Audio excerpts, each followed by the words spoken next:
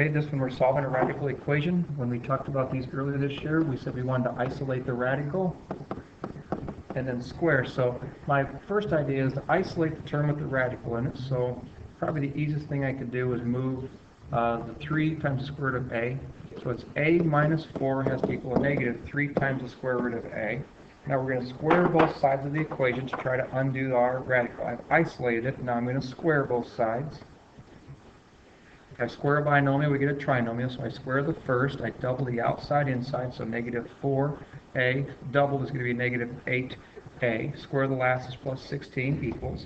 Now if I square a negative 3 squared is 9. If I square an a, if I square a square root of a, it is a. So that's what I get after the first round of squaring. Now we end up creating a quadratic equation. So to solve a quadratic equation, we get everything on one side and one side equal to 0. So I'm going to subtract 9a.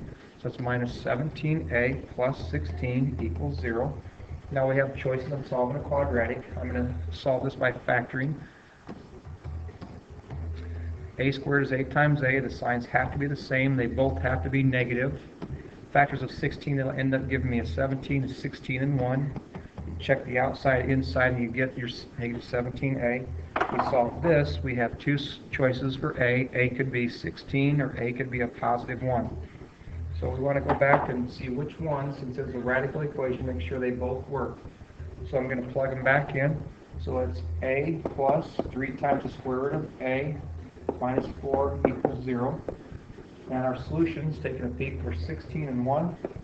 Our possible solutions are these. Do they both work? So what's 16 plus 3 times the square root of 16 minus 4? Is it equal to 0?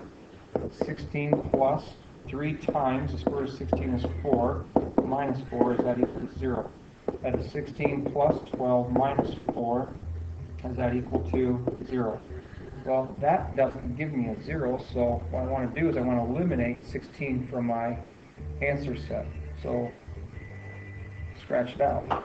I'm going to come back and I'm going to do the same thing, only this time I'm going to put in a 1.